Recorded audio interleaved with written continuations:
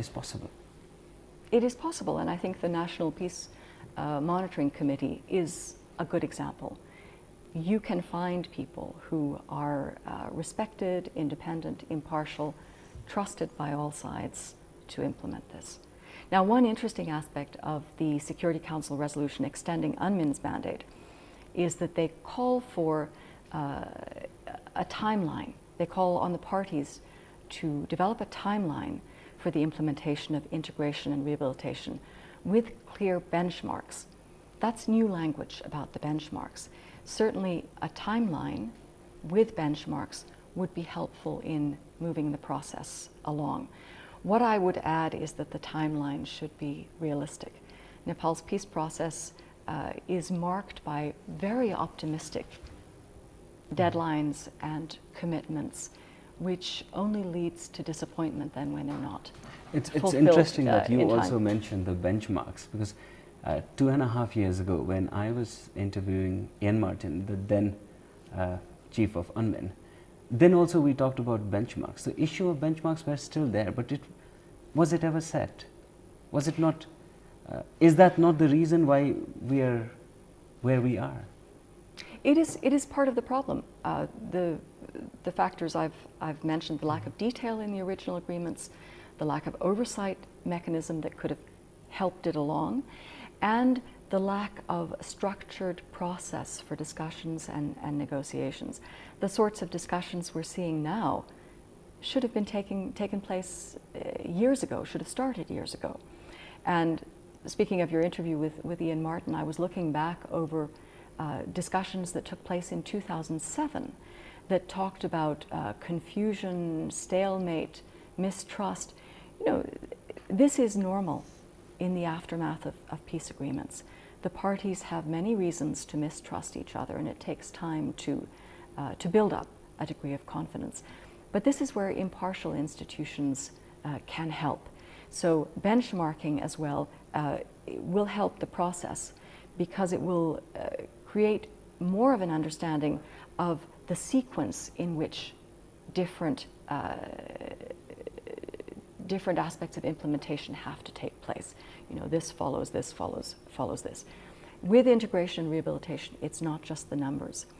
It's the modalities, it's the question of how are standard norms to be applied in this case. It is rank equivalency and other technical matters. And then the question of what are the rehabilitation packages going to look like for those who choose not to go into the security forces or are not eligible. There are a lot of details to be worked out, and benchmarks can be helpful. And we talked about the disqualification of the combatants as well. It was, you said that the discharge process was smooth, but in media it was reported in lots of Maoist combatants who were discharged were not happy with the decision. Mm-hmm. Mm-hmm. I think we saw that, and there are many lessons learned from the discharge process. One is that it would have been much better if it could have happened as planned early on. So are we keeping loose ends somewhere, which can be inflammable at maybe 5 years later? That's right. That's right. These details, what look like details, if they're not sorted out now, aren't going to go away. And now we're not talking about 4,000 odd disqualified, but almost 20,000 who were verified in the exercise. It's very important both for the future of the peace process that they be settled appropriately, that there be a good solution and a dignified solution. It's also important for them as individuals that they go on with their lives in a satisfactory way. Other countries that have come out from long conflicts have found that if they don't address properly the issue of former combatants or former insurgents, that's not a problem that goes away easily. Former combatants have one clear skill, and that's not the skill you want to see used again in a country at peace. So would you say that we are sitting on a time bomb? I wouldn't say that, because one extraordinary thing about this peace process is that the elements of a solution are known. Everyone recognizes that the almost 20,000 former Maoist Army combatants need a solution, and they're working on it now. I think people see the risks if it's not addressed properly, but the work is taking place. Are you satisfied with the work? It's been much slower than we would have liked, and in 2008, Prachanda asked UNMIN, and he asked the Secretary General to lend our support and to coordinate international assistance to the integration and rehabilitation process. The Security Council has this time around as well called on the parties to make maximum use of UNMIN while we're still here, and we are available to support the process. But we're here in a support role. This is Nepal-owned, Nepal-driven process. It's your process. We would like to see you move a little faster on some of the aspects. It's interesting you say that, because at times UNMIN has also been accused of being involved in too many things. They are also seen as some agency which is pushing the Nepali side to do. I mean, you've also been accused of siding up with the Maoists. Well, let me take these 2 points separately. One is pushing the parties.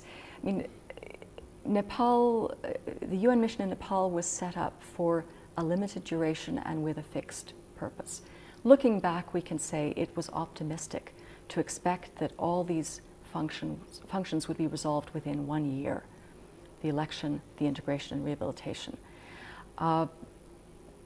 But this is an investment by the international community, by the Security Council, to have this mission here, and we would not be doing our job if we didn't encourage the parties, push the parties, if you will, to move more quickly on some of these core aspects of the peace process. Once integration and rehabilitation is settled or the monitoring arrangements are changed, UNMIN can leave. And our aim has never been to extend ourselves here, to make this a lifetime employment. Our aim has been to get our job done and say goodbye. Now, the criticisms that have been made against UNMIN are not Let me add to that Yes. before you answer being accused of being a pro-Maoist.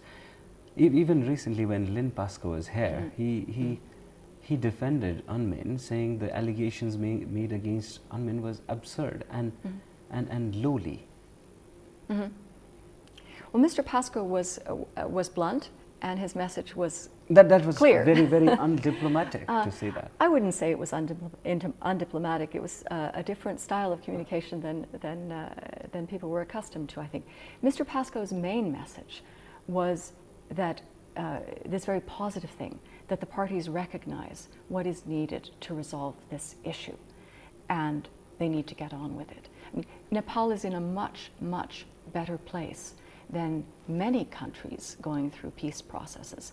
And we often say that this is a model of a peace process. Setbacks are normal, but the talking is continuing. The point Mr. Pascoe made about the attacks against UNMIN was, reflect the gap between expectations and what UNMIN has really been asked to do. If you look at what UNMIN has been asked to do, it is, now that the electoral part is concluded, it's about supporting the monitoring of the management of the arms and armies. It's really focused on the agreements that were reached about arms and armies. They were never intended to last this long, these agreements. Many people say to us now, look, the situation has changed, but the agreements are still